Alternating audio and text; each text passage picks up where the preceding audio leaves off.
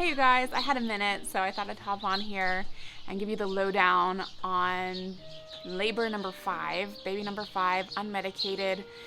And this goes along with, I'll link it in the video description, the video I did on love. I've done so much research on oxytocin to have a good labor, to have painless or as painless a labor as possible, or to have as good a labor. I should put it that way. I'm not just running from pain. I'm trying to have all the good.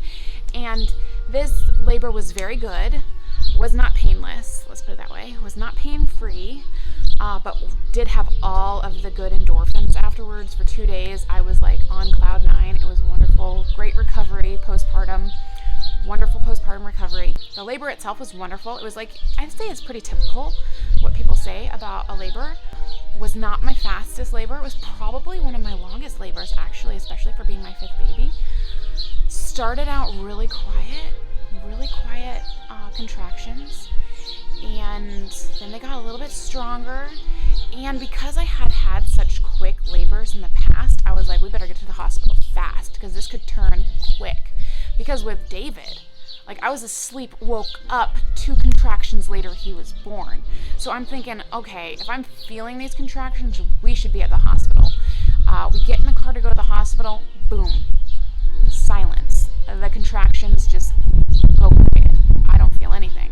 So I'm thinking, and with all the research and mental stuff I've done with oxytocin and calming therapies and things like that, that means nothing to me. My body could still be working. Just because I'm not feeling the pain doesn't mean my body is not opening, and relaxation is still happening. Because I relax through the contractions and I open and relax, and so they're very productive contractions, and especially when they're not painful. And so I was like, oh, maybe they've gone into hiding, maybe this was a false alarm. Probably wasn't, because I think it was past the due date. And so we get to labor and delivery, and they check us in. The contractions are showing up on the monitor, so they check us in. I'm still not feeling any of the contractions. I haven't really dilated much more than I already was, so it hasn't progressed that far.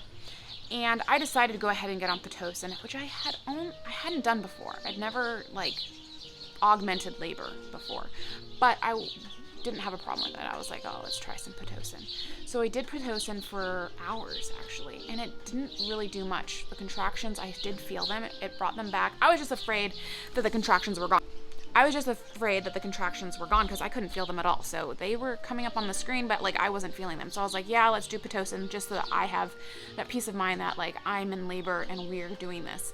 And so did the Pitocin, and that brought some kind of, contractions. So I had weak contractions for hours, for a good part of the day, until 2.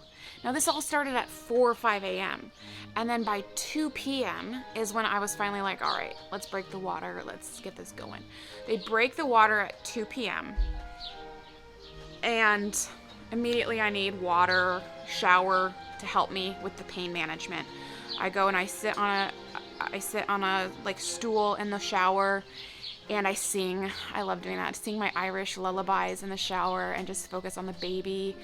And Mike helped direct the water onto my hips and things like that in the shower. And we did that for a while until I felt transition happen, and then I was like, it's happening, let's go to the bed. So I didn't want to give birth in that tiny little crammed shower. And I've done water births twice. I've done water births in the tubs, and I just didn't really feel the magic from that. It didn't really make much sense to me. So I didn't ask for that. I didn't want to do that this time. So we went to the bed, and I kind of crouched, squatted on the bed like this, all right, facing this direction. And I'm out of shape, okay? I was overweight, not physically in the place I want to be at right now, but 5 babies in, and they've interrupted my weight loss journey, my health goals, so it is what it is. And when it came time for the, what's it called? I always wait. I don't push. I wait for the moment of, what's it called? Give me a minute. I know the word.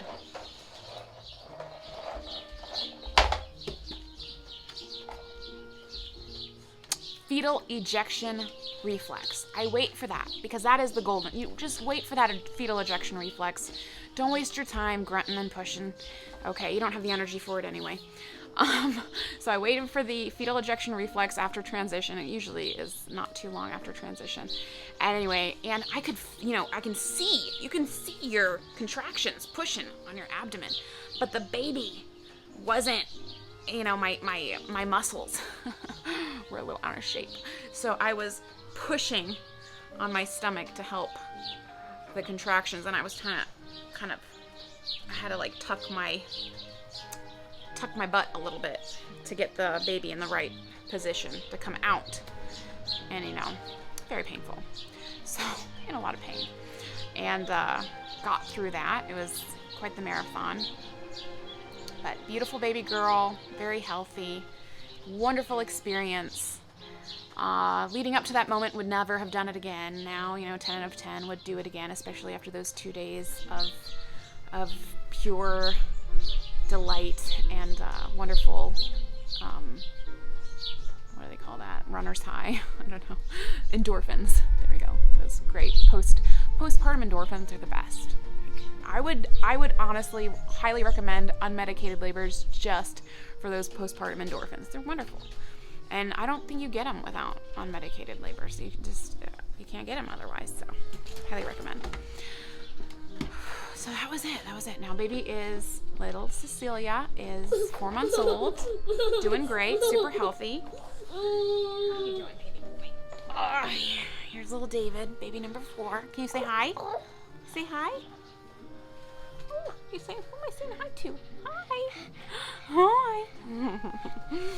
All right, you're wet. Playing in. And we've just been enjoying our summer. It's beautiful. We have this wonderful garden. I'm really getting to enjoy my garden this summer and being outside with the kids. I would show you that part of the garden, but it's a children's playground. I could still show you. It's fun, And I got this nice wicker furniture on Facebook Marketplace. It was a wonderful find. I love it. Goes well on this patio. These columns. Look at this beadboard ceiling. I love it. I'm just loving every little inch of our new house. Makes me so happy. Anyway, so that's the story. That is baby number 5, Cecilia's labor and delivery story. And I didn't really spend much time in my head. I wasn't really doing a lot of planning or mental preparation or any mantras or nothing. I knew what was coming. I knew how to handle it. I spent my time in that shower, listening to the water, feeling the warm water on my skin, and singing, because I love to sing, and I was just singing those Irish lullabies to my baby, and we were just spending that moment together. That's what my labor, that's what it was. It was really enjoyable. So, for what it could be, it wasn't not painful. I want to emphasize that. So, anyway, thank you guys, and I will see you in a next video. See you later. Bye. Hi, baby. Hi, baby. Hi, baby.